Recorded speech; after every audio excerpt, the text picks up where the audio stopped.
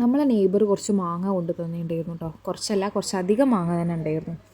അപ്പം എന്തുണ്ടാക്കുമെന്ന് ആലോചിച്ചപ്പോഴാണ് ഈ ice candy maker എൻ്റെ കണ്ണിൽപ്പെട്ടത്.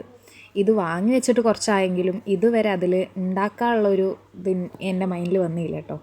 അപ്പോൾ ഇന്ന് എന്തായാലും വെറുതെ മാങ്ങ വേസ്റ്റ് ആക്കണ്ടല്ലോ എന്നുള്ളതുകൊണ്ട് ഒരു മാംഗോ ഐസ് ക്യാൻഡി ഉണ്ടാക്കാൻ വിചാരിച്ചു. അപ്പോൾ വീട്ടിലുള്ള കുറച്ച് സാധനങ്ങളൊക്കെ വെച്ച് തട്ടുകൂട്ടി ഉണ്ടാക്കാനുള്ള പരിപാടിയിലാണ് കേട്ടോ. പിന്നെ എന്തെങ്കിലും കൊളായാലും കഴിക്കാൻ നമ്മൾ തന്നെയല്ലേ ഉള്ളൂ, അതുകൊണ്ട് പിന്നെ വലിയ പ്രശ്നമില്ല. അങ്ങനെ അതൊക്കെ മാംഗോ ഒക്കെ അടിച്ച് ഒക്കെ സെറ്റാക്കി ഞാൻ ഈ ഐസ് ക്യാൻഡി മേക്കറിലേക്ക് ഒഴിക്കുകയാണ്.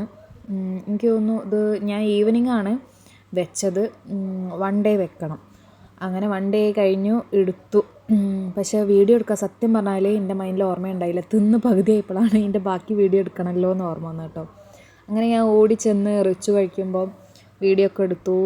ആൻഡ് ഇവിടെ ഐസ് ഇഷ്ടമില്ലാത്ത ഒരാളുണ്ട്, അപ്പോൾ അദ്ദേഹത്തിനൊന്ന് കൊടുത്തു നോക്കാം.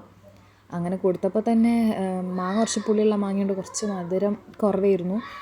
അപ്പോൾ അതിൻ്റേതായ പോരായ്മ ഉണ്ടായിരുന്നു. അത്രയേ ഉള്ളൂ.